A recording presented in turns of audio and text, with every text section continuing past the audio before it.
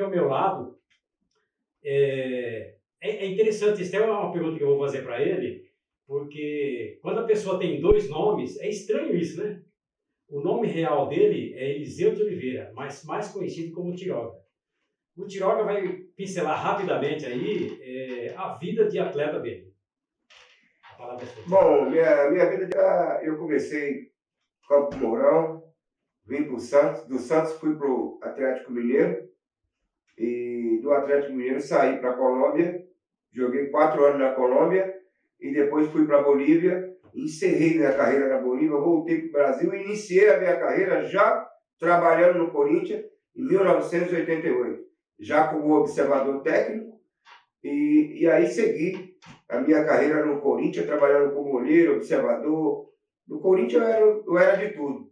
Cheguei a ser até treinador no Corinthians, até chegar 2008, quando inteirou 20 anos que eu estava no Corinthians.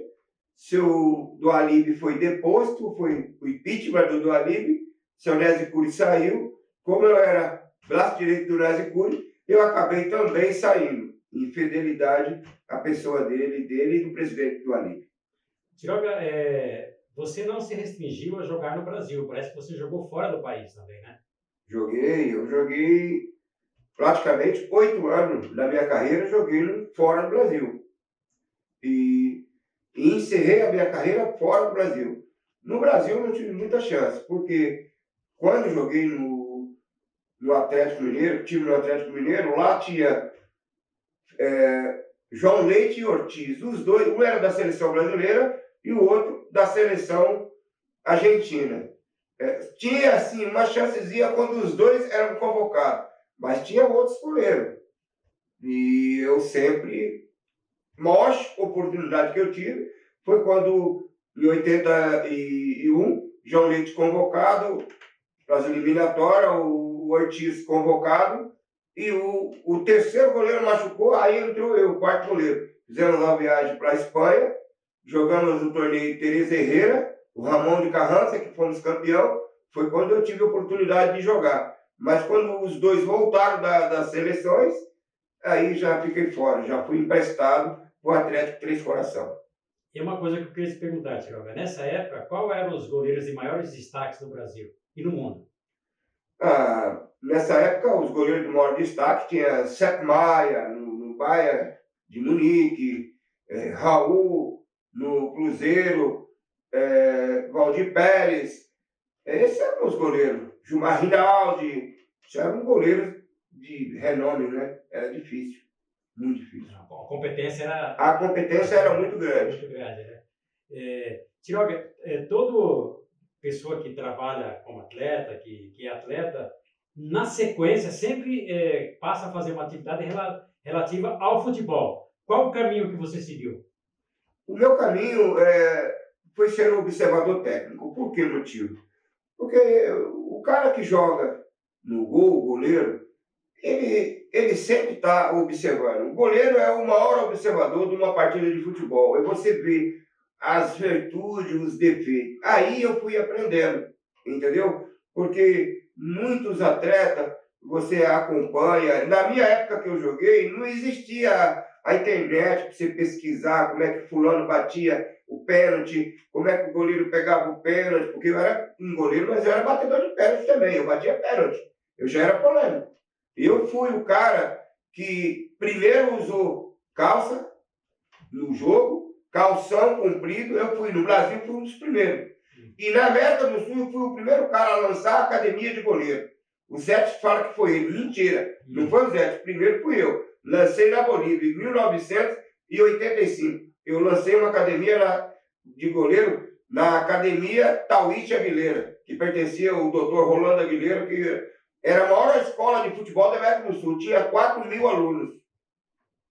E você, nessa sua modalidade diferente de atuar, o Higuita era da sua Sim, eu joguei na mesma equipe do Higuita. O Higuita, quando eu cheguei no Atlético Nacional, o time do Pablo Escobar, o Higuita, ele não era nem goleiro, ele era atacante. o Iguita começou a treinar comigo, e aí eu que ensinei o Iguita a trabalhar, a treinar. Não ensinei aquelas palhaçadas que ele fazia, mas eu ensinei ele os fundamentos, não, o Iguita é assim e tal. Foi engraçado. Vários goleiros começaram comigo. O Acácio, eu jogava no Serrano de Petrópolis, eu estava emprestado no Serrano de Petrópolis, o Acácio chegou do Rio Branco, lá de Campos de Goytacás. E o Acácio era novo, tinha 18 para 19 anos, o Acácio não sabia fazer entrada. Eu ensinei o Acácio como fazer entrada, para ele não se machucar os cotovelos. Acácio, tem que fazer entrada com o braço reto, para você não estourar seus cotovelos. Ensinei o Acácio. O Acácio posteriormente jogou no Vasco e foi goleiro da seleção brasileira, jogou na seleção brasileira. Tiaga, nessa sua vivência de olheiro, cita alguns nomes que você trouxe para o futebol. Bom, eu trouxe o falecido Délia, que jogou na Portuguesa. Eu fui buscar o Délia na Vila Maria Alta para jogar comigo lá no União dos Operários, onde hoje o Vampeta, a turma do Vampeta. Eu tinha um time, o Sub-11, e o Délia começou comigo. Depois eu levei para Portuguesa com o seu Pichu. O seu Pichu é o mesmo que mandou o Cafu embora 9 vezes. Ele demitiu o Cafu. E o Cafu voltou, insistiu, e jogou 4 Copas do Mundo. E passou na minha mão o Viola, o Evair, jogou no Palmeiras. O Evair nós já pegamos para cuidar da carreira dele. Eu e meu sócio, o Bando de Melo, o Evair já tinha seus 25 anos. Mas o Evair estava largado lá, praticamente jogado nas baratas. Nós recuperamos o Evair e voltamos o Evair para o futebol. Tá.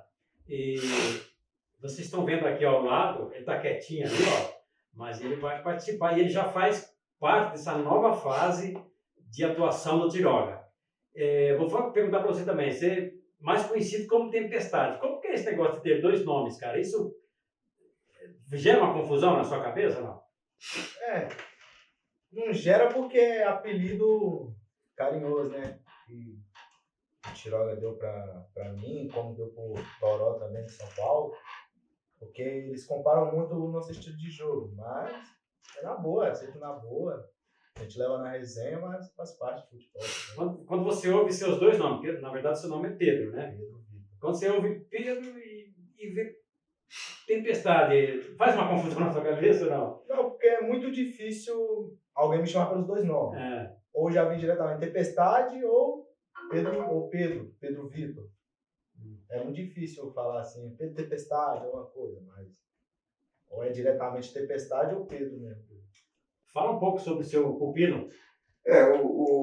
O Tempestade, ele chegou no ano de 2017, trazido pelo então saudoso Sérgio Santos, que faleceu agora há pouco tempo, em dezembro, nosso grande amigo Sérgio Santos, e veio lá da cidade de Pedra Azul, aí chegou e falou, olha, trouxe esse lateral esquerdo aqui para você.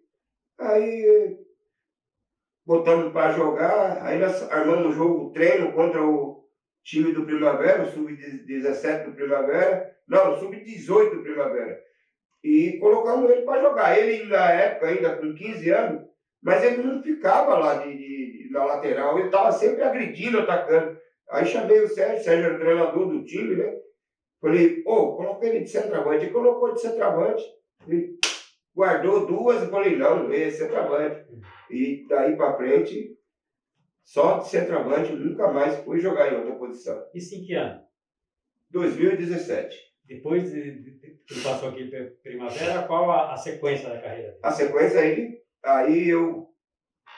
ele teve alguns problemas aqui no Primavera, o treinador não colocava ele, não dava oportunidade para ele. Ele jogou o primeiro ano do Sub-15, mas quando ele chegou no Sub-17, os treinadores cortavam, colocava, tinha lá os peixinhos deles, colocava os peixinhos deles, não colocava. Isso é normal, né? Não dava oportunidade para ele. Aí eu armei um dia com o treinador do profissional, falei, chama o menino para treinar com você. Aí ele foi chamar o menino para treinar com ele, que ele gostava, ele tinha visto ele treinando, ele gostou, o Paulo Antônio. Aí chamou, o cara, não, ele vai treinar comigo, eu vou precisar dele. O treinador não liberou, entendeu? Bem, com o senhor ele não liberou. Aí levou ele, não, ele tinha um outro menino lá que se chamava Pedro também, né? E o Pedro, naquele dia, o treinador não levou ele. O treinador pegou e convocou o Pedro e não convocou ele. Só que aí, eles eram amigos, o Pedro tinha dentista, o Pedro foi para o dentista. Aí ele pegou, foi lá e trocou, no lugar do Pedro. E foi lá Pedro, o jogo, por Pedro, né? jogo treino contra o profissional. Ele trocou e foi lá. Ele estava lá no banco, aí o treinador foi lá e falou assim, Renato, o que você está fazendo aí? Eu não convoquei você. Ó, professor, eu pensei que eu vi o nome lá, Pedro, eu achei que era eu. Não foi você não, foi o outro Pedro. E cadê o outro Pedro? Não, o outro Pedro foi... Não, então fica aí você. Aí quando foi no segundo tempo, ele colocou ele para jogar contra o profissional do Primavera. Ele entrou, fez uma fumaça. Aí o treinador do Sub-17 convocou ele para o jogo que era contra o 15 de Piracicaba. Aí falei, agora é a oportunidade. Liguei para o coordenador do Palmeiras, o João Paulo. Falei, João Paulo, dá para mandar o cara vir aqui ver o Tempestade? Aí eu vou mandar do Liga. Mandou o Douglas. Aí quando o Douglas chegou, o Douglas falou, cadê o jogador? Começou o jogo, não estou vendo o jogador aí, o Tempestade. Falei, ele está no banco, ele vai entrar. Aí o jogo 0-0, precisava ganhar o jogo de 1-0. O Tempestade entrou no segundo tempo, meteu, já forçou a entrada pelo lado esquerdo, o lateral já tomou cartão amarelo, veio para o lado direito, forçou o outro, o cara deu outra pancada nele, o outro amarelou o outro, e aí ele deu o passe para o gol, ganharam de 1-0, classificou o time para outra fase do Campeonato Paulista Sub-17. Aí já pediu para apresentar ele no Palmeiras na próxima segunda-feira. Aí já peguei e já levei embora. Quem era o técnico? Era o Vanderlei? Não, o Vanderlei, o treinador era o Fernando, que posteriormente foi o treinador do profissional no ano seguinte, na Série A3. O Paulo subiu, depois no ano seguinte, o Fernando foi o treinador da Série A3. Já a gente volta a conversar com você. Então, cara, quero conversar um pouco com você. Qual a sua trajetória? Como que você entrou nesse mundo do futebol? Onde você nasceu? A sua família? Fala um pouquinho de você. Eu sou natural do norte de Minas, Pedra Azul, Minas Gerais. Fica perto da onde? Cidade, divisa com a Bahia ali, perto de Itaubim, Medina. Bem longe lá. Bem longe, já é bem lá em cima mesmo, chegando na Bahia já.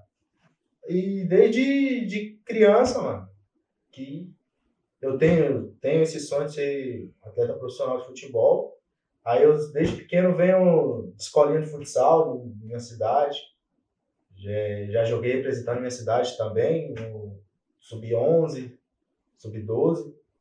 E foi quando apareceu o Sérgio Santos lá na nossa cidade. Apareceu não, ele é de lá. Aí a minha mãe trabalhava de empregada, de faxineira na casa da prima dele.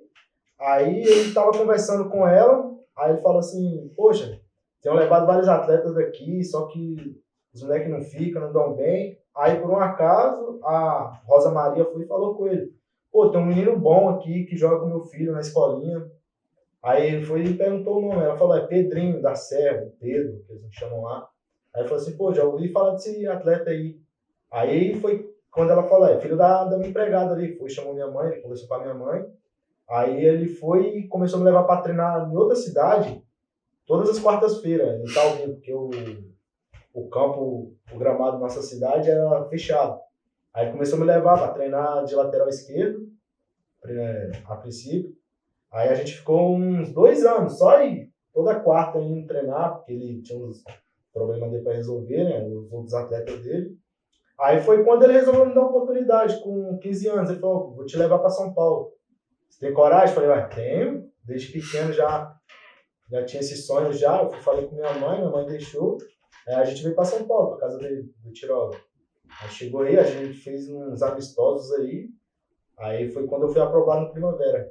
Aí do Primavera aconteceu essa história aí que falou. E fala um pouco sobre sua família. Você tem mais irmãos? Tenho. Pai, mãe? Nós somos 7 irmãos. Porque meu pai é separado da minha mãe, ele teve mais filhas e minha mãe também.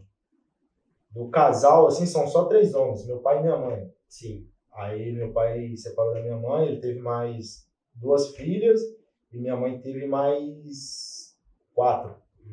Aí ao todo dá 9, na verdade. Então tudo pra lá ainda. Estão todos lá ainda, né? Batalhando lá. Todo mundo na luta. Não, tem o irmão dele que trabalha com o seu Mário Teixeira. É administrador da mansão do Mário Teixeira, lá em Alphaville. E hoje, qual é a sua situação? Você passou pela Primavera, depois foi para o Osasco. Qual a sua projeção daqui para frente? Então, eu passei pelo Primavera e tive uma passagem no Palmeiras, no Sub-16 e no Sub-17. E fui para o Audax Rio, do Audax Rio profissional. Eu vim para o Audax São Paulo. Aí eu estou no Sub-20, no Sub-20 do Audax São Paulo. Agora, com toda essa paralisação aí, não tem muita projeção, né? Tem que esperar para ver, né? É trabalhar, mano. Covid você não pegou, não, né? Não, peguei. Chegou? Peguei também. Semana importante para a gente, o campeonato. A gente teve a infelicidade de vários atletas lá pegar na semana decisiva para a gente no ano passado, na semifinal contra o Palmeiras. A gente teve essa infelicidade, mas faz parte também, né? E esse ano tem alguma coisa prevista? Você acha que o campeonato vai ser normal? Já ouviu alguma coisa nesse sentido? Então, a princípio eu fiquei sabendo que cancelaram o Sub-17, mas o Sub-20, até então, eles vão manter. Aí a gente tá dependendo da federação, né? Então, agora vamos aqui voltar um pouquinho aqui ao Tiroga, que o Tiroga parece que tem um novo propósito agora na carreira dele. Parece que vai modificar um pouco a forma de atuar dele. Fala um pouquinho para nós, Tiroga. Na verdade, hoje, falta o profissional da assessoria ao atleta. O jogador de futebol que nem hoje, eu já tenho o projeto do Pedro Vitor Tempestade, já tenho tudo o projeto dele, eu já sei o que vai acontecer na carreira dele. E ele está fechado comigo, eu já passei tudo isso para ele, já fiz um apanhado, reunião com ele, vai acontecer isso. Mais ou menos você acompanhou, há 20 anos atrás, a carreira do Geda. Como nós planejamos, você foi uma das pessoas que me prestou muita assessoria, me ajudou muito. E agora, hoje nós temos a mídia, celular, a internet, hoje é muito melhor para você poder trabalhar. Então, temos que prestar uma assessoria a esses meninos que estão aparecendo, que são poucos. Está difícil o atleta aparecer. Quando aparece um atleta, as pessoas, os caras dirigentes de clube, gestores, os caras estão matando o atleta, estão acabando com a carreira do atleta. O atleta tem que ser cuidado, você tem que ter cuidado, você tem que saber as projeções do atleta. O atleta tem que ter um personal para preparar ele. O jogador, para ele ir para um clube grande, um Santos, um Palmeiras, ele tem que ser preparado antes. E quando ele chega no Palmeiras, no Santos, no São Paulo, ele tem que ser preparado para ir para a Europa. Porque a Europa não é brincadeira, lá é muito sério na Europa. Se você acompanha os jogos da Europa, você vê, teve essa pandemia toda, os jogadores da Europa, quando voltaram tudo bem, você não vê o jogador da Europa machucou fulano, o Messi estourou o menisco, o Neymar estourou isso, estourou aquilo, os jogadores voltaram em plena forma física. O jogador brasileiro, quando voltou depois da pandemia, voltou gordo, não todos, né? Aqueles que se cuidaram, aqueles que tiveram uma assessoria, que tiveram um personal dando treino, acompanhando, voltaram bem. Mas a maioria deles voltaram gordo, fora de forma, sabe? Com problemas psicológicos. Então hoje precisa ter esse profissional com toda uma assessoria para o atleta. Naturalmente, a gente não tem condição de ter muitos atletas, mas os poucos atletas que a gente trabalha, eles quando voltam bem. Agora me diga uma coisa, é muito comum, eu já presenciei isso várias vezes, despontar um garoto é um fenômeno, não sei o que, de repente, puf, some, desaparece, não evolui. Ao que você atribui esse surgimento meteórico e depois o desaparecimento rápido também? É o que eu te falo. Porque hoje, o garoto hoje tem garoto aí, todo garoto que apareceu agora aí no Paraguai, inclusive está aqui no Primavera, o São Paulo quer, o Palmeiras quer, todo mundo quer ir. Esse menino tem 11 anos, mas ele tem toda uma assessoria, o pai, os empresários dele, tem o cara que dá uns treinos à parte para ele, ele tem um grupo de pessoas por trás dele, como o Neymar teve, como o Messi teve. Agora, se não tem esse grupo de pessoas dando aquela assessoria, é alimentação, é isso, é a chuteira, essa chuteira não está adequada, compra outra, traz uma outra, ele vai atuar, ele vai estar bem, vai se sentir bem. E às vezes não acontece isso. As pessoas querem explorar, o menino vale tanto. Não, os caras só pensam neles, não pensam no garoto, não pensam no jogador, no atleta. A peça mais importante é o atleta. E as pessoas acham que são elas. Ou o Wagner Ribeiro, os caras acham que é eles que é importante. Eles não são nada, eles nunca chutaram nem a bunda de uma peteca. Como é que pode? Entendeu? Essa guerra entre empresários também atrapalha um pouco, né, Tiago? Muito, atrapalha. Você está controlando o garoto aqui, chega e fala, te dá uma casa, um carro. Atrapalha muito, porque a cabeça, geralmente, os garotos, grande talento, eles são filhos de pessoas carentes, pessoas pobres. Na hora que você está, por exemplo, eu estou cuidando aí, eu cuido do Pedro Tempestade. Ele é um garoto, a cabeça dele é sensacional, já te falei, tive oportunidade, já te falei, mas existem outros garotos, família, que o cara chega com a mala do dinheiro, põe ali em cima da mesa, acabou, mudou tudo. Não, nós nem conhecemos o Tiroga, nós nem sabemos quem é o Vanderlei, as pessoas não conhecem mais a gente, que foi lá, que buscou, que trabalhou. A situação é essa. Mas é difícil você conseguir contornar esse tipo de situação, né? É quase impossível, né? Você tem que ter um atleta, é necessário você blindar ele, blindar a família. Se você não faz essa blindagem, automaticamente, Pedro Tempestade, já recebeu várias propostas. Vários, ele era aquele Tiroca pra lá, você tá louco? Aquele cara lá vai acabar, vai Tem aqui uma BMW pra você, um apartamento. Ainda não chegaram a oferecer isso para ele, mas já fizeram algumas propostas indecentes, entendeu? Então agora eu quero te fazer uma pergunta, quero que você seja sincero na sua resposta. Toda essa estrutura que você monta em cima desse futuro atleta não pode atrapalhar? Não. Não pode gerar um cara super dependente de tudo? Não. O jogador chega, por exemplo, a maioria deles, você sabe, o Geda ficou comigo, a maioria deles ficaram bem, ficam comigo. Eu já ensino o cara a cozinhar, já ensino o cara que ele tem que passar uma vassoura, ele tem que ter responsabilidade. Porque ele vai viajar, vai para a Europa, chega lá, como é que ele vai? Não vai com salário estrondoso. Ele chega lá, ele tem que cuidar do apartamento dele, ele tem que pegar o carro dele, jogar uma água, porque ele vai lá gastar em euro, custa muito caro. Então ele tem que saber fazer uma comida, fazer uma refeição, porque vai comer no restaurante lá na Itália, lá na Alemanha, vê quanto que custa. Quanto custa um bife? Custa um absurdo, é 100 euros um bife. Pedaço de carne. Tem várias vezes diz que come muito biscoito na Europa, né? Não sei quem contou a história dessa, que só comia biscoito lá, porque é tudo muito caro, né? É tudo muito caro. Então eles têm que estar preparados para enfrentar a dificuldade, preparado para enfrentar o frio. Por que o jogador argentino vai para a Europa e se adapta? O brasileiro chega lá e vem de volta. Não se adapta, porque o brasileiro não quer saber de dureza. Então tem que aprender. Eu já dou logo uns gritos, porque é o seguinte, quando chegar lá com os caras der os gritos, ele não vai se assustar, está acostumado.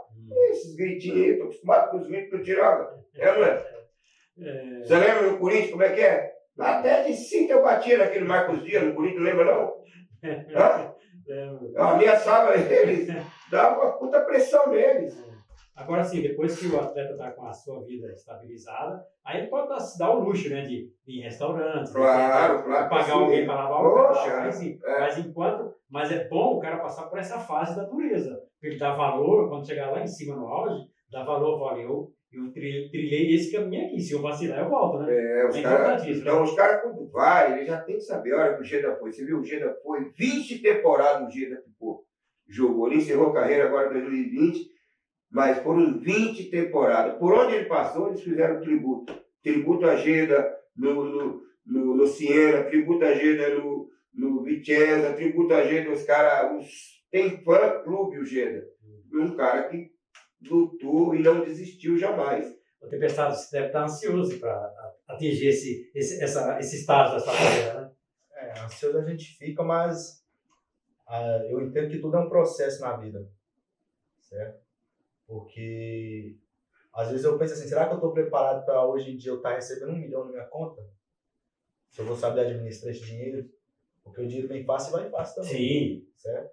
E você vai ter um monte de amigo, né? Sim. Entre aspas. Que dá. A gente tem que entender o processo. Tudo na vida é processo. Então, às vezes é mais demorado e às vezes não. Entendeu? E a luta é sempre essa, né, cara? É um estágio, assim, aqui eu me comporto dessa forma. Quando eu estiver naquele estágio, como que eu devo me comportar? É importante você ter essa noção, né? Vanderlei, uma coisa incrível desse garoto, que eu sei que ele vai trilhar e ele não vai cometer erro. Ele veio pro Primavera, olha as dificuldades. No Primavera ele passou dificuldade. Ele pedia a chuteira, ele ficava esperando que ele via lá os caras, o Luiz Carlos levava chuteira para todo mundo, mas não dava chuteira para ele, certo? Os filhinhos dele lá, tudo tinha chuteira. Quando foi na Copa São Paulo, de 2018, ele pediram a relação de chuteira, ele perguntou o nome dele lá, coitado. Aí veio chuteira, fulano, ciclano, Bertano, ele falou, mas a minha chuteira não veio? Não, para você não veio. Para ele não veio. Mas por quê? Porque não veio, porque existem os preferidos, e tem os preferidos. Porque, no caso, ele tinha procuração assinada com a G9 Soccer, que é a minha empresa. Então, por quê? Se ele não é assinado com a empresa da Meta Esporte, então vou dar para ele, que deu a G9, que deu a chuteira. Certo? E as dificuldades grandes. Aí, quando eu tirei ele do Primavera, levei para o Palmeiras, você sabe qual foi a primeira coisa que ele fez? Foi correr atrás para comprar uma casa para o pai. E o pai estava com dificuldade, tinha tido briga com os irmãos lá, não deu certo. Comprou a casa. Ele e o irmão, que trabalha com o seu Mário Teixeira lá na casa do Mário Teixeira, compraram. Mês passado acabaram de pagar a casa. Lá a casa lá é barata, né? Compraram uma casa de 30 mil reais. Mas é uma casa. Mas é uma casa, é um teto. Você vê, aí, agora ele pegou o dinheiro. Eu queria que ele guardasse o dinheiro. Aí, sem eu saber, ele pegou, ele murou a casa da mãe dele todinha. Muro alto, de 3 metros de altura. Por quê? A preocupação com as irmãs tudo pequena, malandro, vagabundo entra lá, um estuprador, sei lá, alguém, ladrão entra lá, murou a casa todinha, cadeado, tudo, entendeu? Quer dizer, olha a cabeça dele. Ele podia ter comprado um carrinho, porque ele estava ganhando bem no Palmeiras, ele ganha bem lá. É um salarinho até bom, ele não paga comida, ele não paga dormida, ele mora no clube, quer dizer, ele recebe limpo, certo? Podia ter comprado um carro, mas não comprou. O que ele fez? Isso mostra o caráter da pessoa. É, o caráter dele é perfeito, é bom. O Geda também era igualzinho. Ele não é diferente do Geda. A única diferença é que ele é pretão e o Geda é mais claro, mas também não é clarinho, né? O Geda também tinha os cabelos enroladinhos, né? Meio japonês, né? Mas esse Geda tá morando aonde? O Geda mora em Milão. Tem um belo de um apartamento em Milão. Casou, tem filhos? Casou, mas separou. Casou com uma acionista da Alitalia, mas separada. Ela não quis nada, mas também falou para ele. Da minha parte também não te dou nada. Ele costuma vir para o Brasil ou não? Vinha muito para o Brasil. Mas aí a mãe dele fez uma atrapalhada lá, ele ficou um pouco chateado, já faz 2 anos que ele não veio para o Brasil. E agora nem pode mesmo. Ele não está podendo. Então, tem mais alguma coisa a acrescentar nessa sua trajetória? Rapaz, o que eu queria acrescentar, o Vanderlei, era sobre essa nova modalidade de trabalho, sobre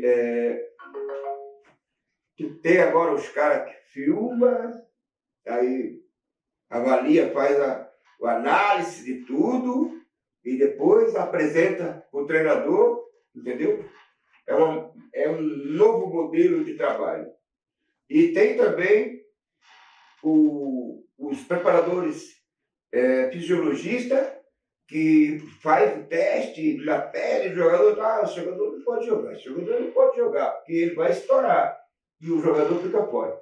Eu vi no campeonato que o Flamengo ganhou tudo, no ano que o Flamengo ganhou tudo, o Jorge Jesus, o Mister, não poupava ninguém. É todo mundo jogando. Ninguém foi poupado. Então você acha que um pouco dessa tecnologia está tirando o brilho do futebol? Tira o brilho do futebol e ainda tem que eles estão acabando com o jogador brasileiro. O nosso jogador brasileiro não podemos mais aplicar a técnica, não podemos mais fazer o trabalho que agora, por exemplo, São Paulo agora, esse novo estilo do Fernando Diniz, aí, que também tem agora esse treinador do Bragantino também, a mesma coisa. Só toque, sai jogando do goleiro, tá? Aquilo ali não é um jogador, não é um jogo do futebol brasileiro. E aquela coisa de recuar? Aquilo também está acabando com o futebol. Esse negócio de recuar, o goleiro sai jogando, o goleiro fica pro lado. Você viu, o goleiro foi feito para ficar debaixo da trave, o goleiro fica do lado de lá, fora da trave. Tá fora, tá errado. Tal da bola de segurança? É a tal de bola de segurança. Então nós temos que voltar ao normal. O tempo, quando o Jô Soares falava, Zagallo, põe ponta direita, tem que ter ponta direita, ponta esquerda, centroavante, meia esquerda, meia direita e volante. O futebol tem que voltar ao que era o futebol brasileiro, porque senão a gente não vai ganhar, não vai voltar a ganhar título e nós vamos ficar na mão dos europeus. Porque os europeus veio aqui, copiou tudo que nós tínhamos, eles fazem tudo lá. Só que eles aprimoraram.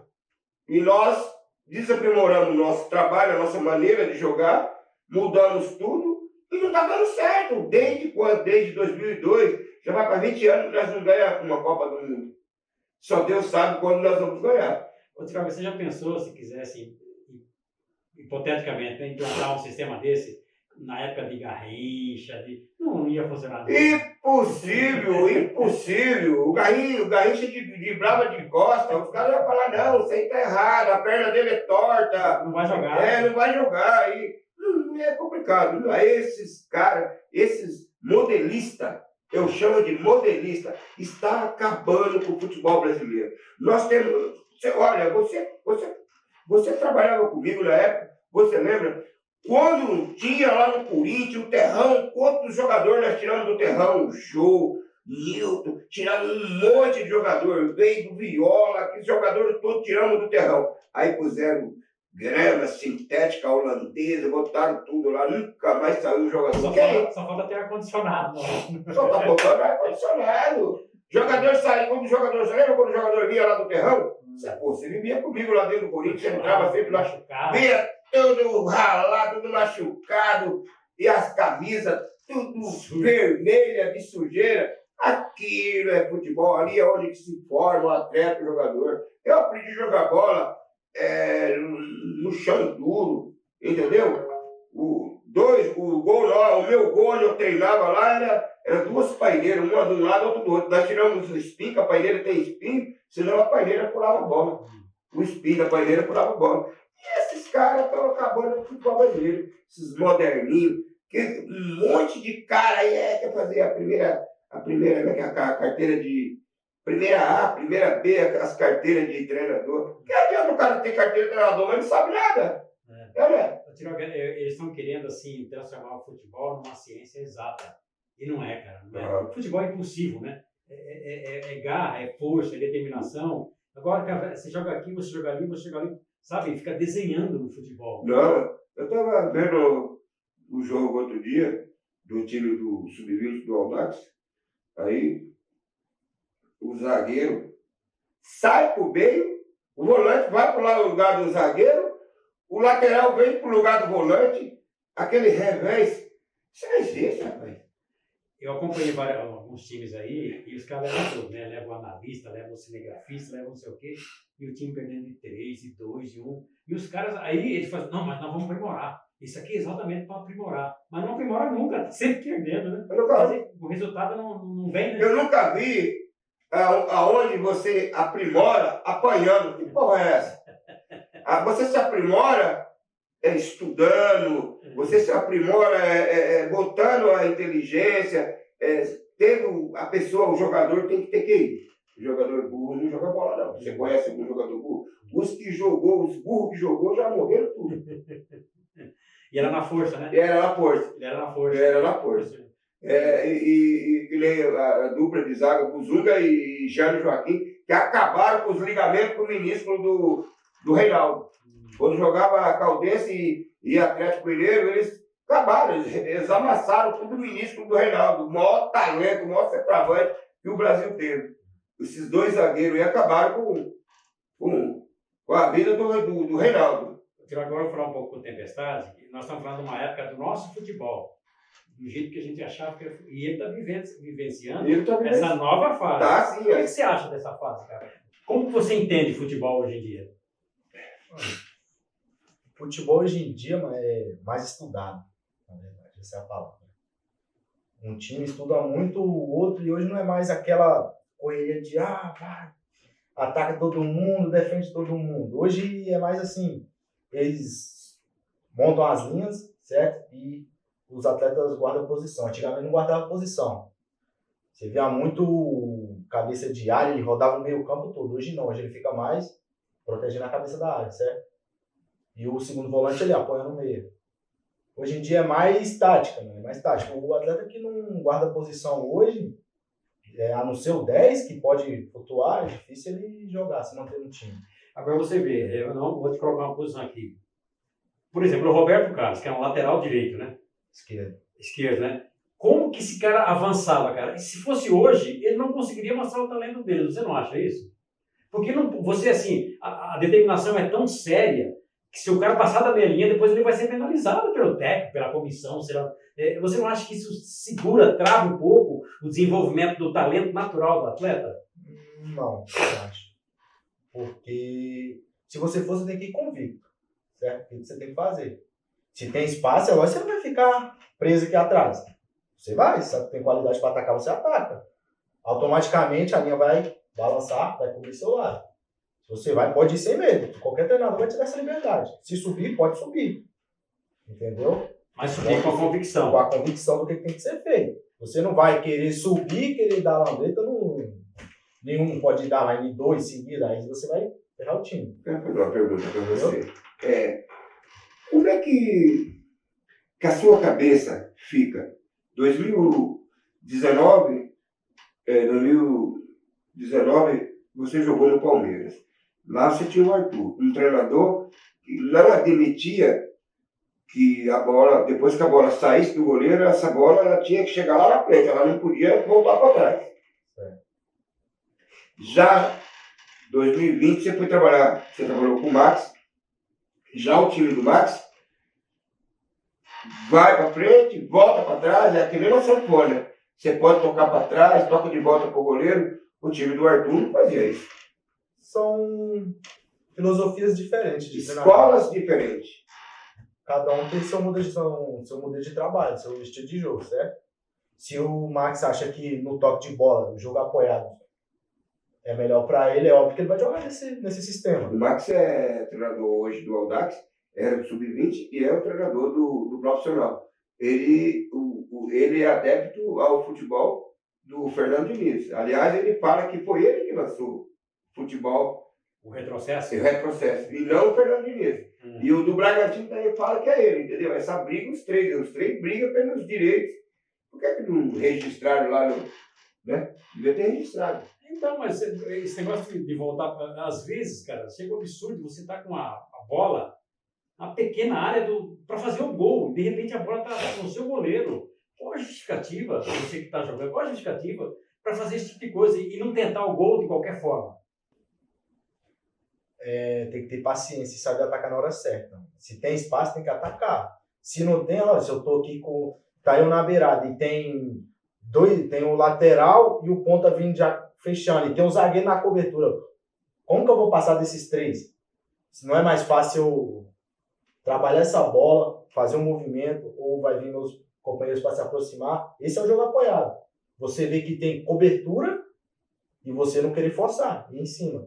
Mas o Garrincha passava por esses caras tudo, sabia? E tem uma coisa, a forca de você é o seguinte, vocês têm 45 minutos para fazer isso. Então, se você ficar 20 minutos nesse vai e vem, sobra muito pouco tempo para você conseguir seu objetivo, que é o gol. Porque no jogo, o objetivo é o gol, não é verdade? Sim. Esse negócio de vou fazer uma tática aqui, uma tática ali, sei lá.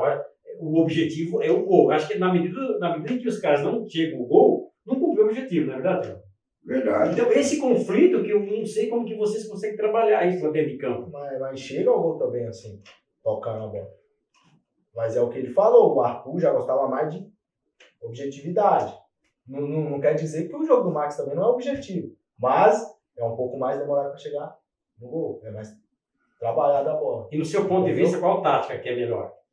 Depende do conjunto de atletas que você tiver. Se você tiver, vamos supor, os dois extremos, que é mais de velocidade, força, não é muita técnica, o de direcionado para frente, bola para eles correr, vai ser mais efetivo do que o de toque. Agora, se você tem os extremos, os meio-campo, de mais qualidade técnica, vai ser mais fácil chegar no toque de bola do que na correria.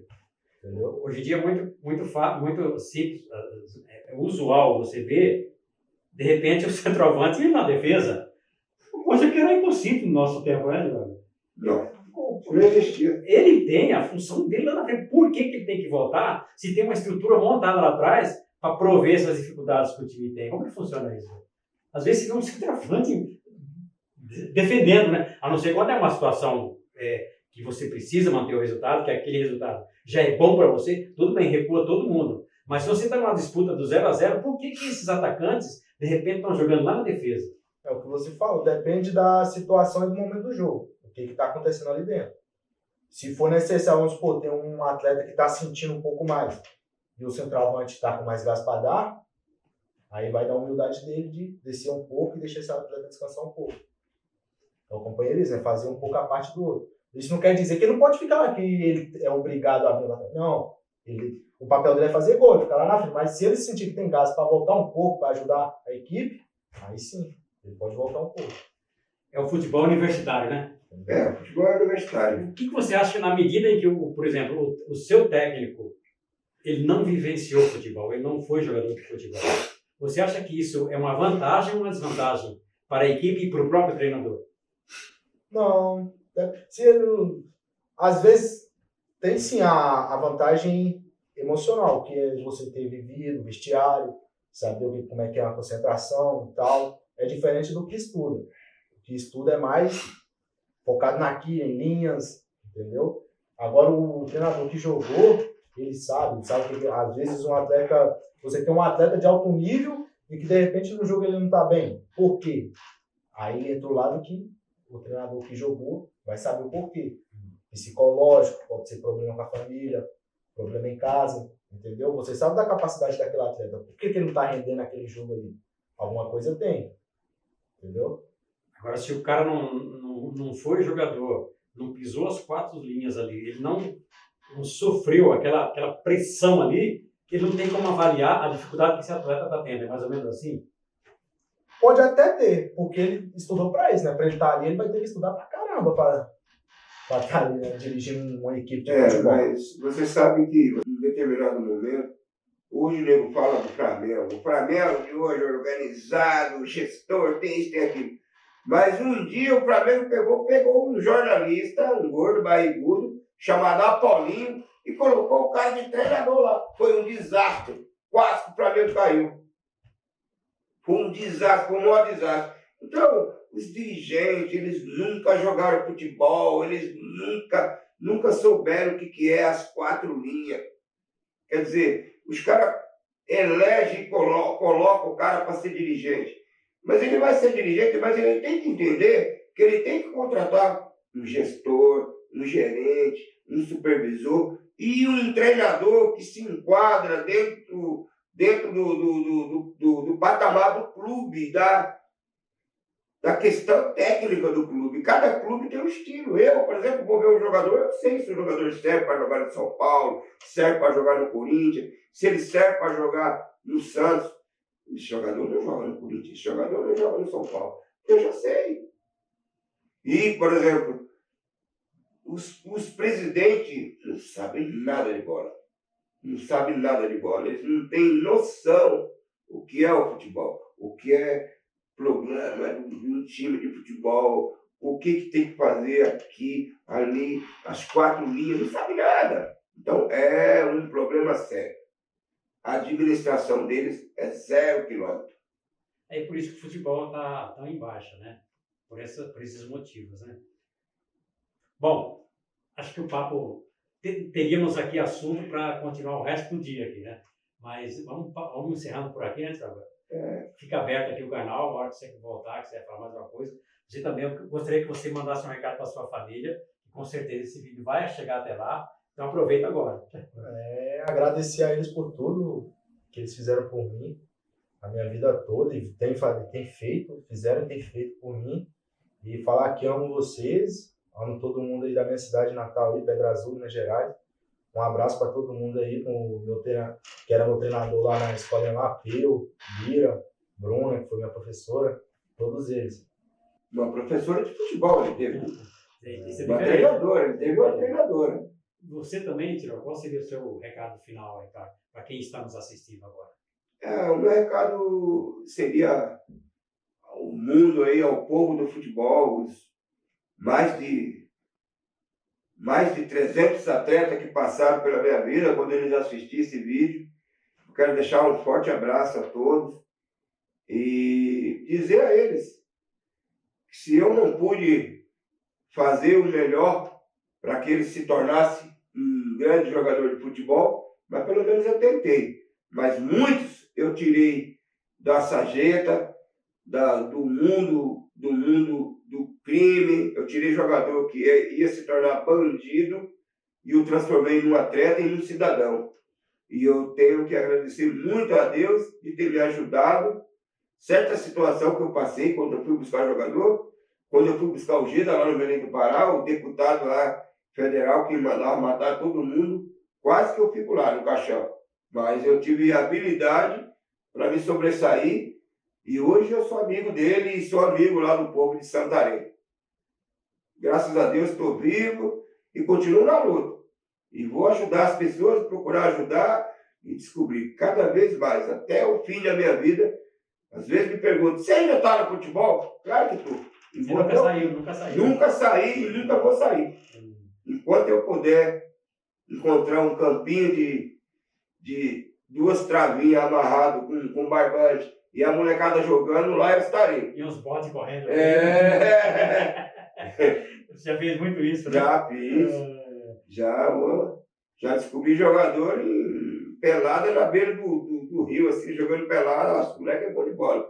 E trouxe por isso. Tiago, já aconteceu assim, um fato assim, por exemplo, você está fazendo uma viagem aí, o seu objetivo não é nem no futebol. De repente você passa e vê uma peladinha, você chama atenção, você para? Eu fui passar Natal, Ano Novo lá no Francisco Alves, lá no Chico Viola, lá onde seus parentes moraram lá. E aí me ligou no dia de Natal, né? Aí me ligou, a Regina, minha ex-mulher, estava até comigo, me ligou, um rapaz de Moarama falou, vamos fazer uma avaliação, você quer vir? Claro que eu quero, já estou aí, 50 quilômetros, montei no carro. Quando foi meia hora, a gente estava chegando lá. E aí eu trouxe o Fábio. Você lembra do Fábio? Sim. Fábio, que depois negociei com a Ucrânia, depois foi jogar no Chumas Drago da Coreia. E foi no dia de Natal. O Toró também, quando a gente foi para lá, para Pernambuco, foi no dia de Natal, Ano Novo, que nós encontramos ele. Quer dizer, parece que dá sorte, né? Você estava festejando, né? Mas festejando. Fui para lá, visitar os amigos lá e encontramos o Toró. Então é assim, a oportunidade, o olheiro ele está sempre enxergando, é como um pescador. Ele vê um rio, ele fala, opa, vou vir pescar aqui. Tem peixe, né? Então você vê um campo de futebol, você vê a pelada. Eu estava em Belém do Pará, quando eu fui ver o jogador em Belém do Pará, eu estava no frete lá. Aí eu olhei assim, 2 horas da manhã, sem sono, muito quente. Olhei assim, aquele clarão, pessoal gritando. Aí desci na portaria e falei, o que está acontecendo? 2 horas da manhã? O pessoal está jogando bola. Botei a roupa, chamei um táxi e fui para lá. E lá eu encontrei o Ceará, menino. Estava jogando lá e estava indo bater pelada. Aí ele voltou para o Ceará, para a casa dele, depois eu fui lá com o Pastório, busquei e trouxe. Lembra que jogou na Rosana? Sim. Trouxe o Ceará. São histórias de vida, né? São histórias de vida. Alguma mágoa, Tiago? Olha, eu tenho sim. Eu tenho mágoa daqueles caras que entraram no Corinthians lá. Andrei Sanches, André Negão, aqueles caras lá. Sabe por quê? Porque aqueles caras entraram lá, quem levou eles para lá foi o Sr. Zicuri. E eles tiraram o Sr. Zicuri de lá a pontapé. Nem a casinha do velho não tem mais lá, eles botaram fogo na casinha. Eu tenho mágoa, assim, desses caras. E tem outras coisas aí também que eu tenho mágoa. Mas isso aí ficou para trás. Releva, né? Vamos relevar. Mágoa não dá futuro, né? Não dá futuro. Eu tenho mágoa com alguns caras que foram muito mal com alguns jogadores meus. E eles sempre tesouram meus jogadores. Mas a parte positiva sobrepõe, né, tio? Sobrepõe, cara, a parte positiva sobrepõe e vai, olha. A vida não é um mar de rosas. Não é um mar de rosas. E eu vou falar uma coisa. Tudo, a gente descobre o jogador, a gente vai atrás, tal, traz, mas tudo depende do atleta, do jogador. Se ele quiser, meu filho, se ele quiser, ele supera tudo. Você tem que contar, você conta com a alta superação do atleta. Ele é o foco. Ele é o foco de tudo. Ele é o foco, ele é a energia, ele é tudo. Se o atleta não quiser, meu irmão, você não consegue fazer. Ninguém faz jogador, ninguém fabrica jogador se o jogador não quiser. O jogador tem que querer. Bom, pessoal, vocês ouviram um pouquinho da resenha, né? E é isso aí, o propósito do programa é esse, é apresentar as pessoas que fazem no dia a dia. É por isso que chama, né? Gente que faz, tá aqui, gente que faz e gente que faz. Um abraço, pessoal, e muito obrigado por tudo. E você também é gente que faz. Você é o fundador desse programa, parabéns para você. Valeu, pessoal, até a próxima. E para nós.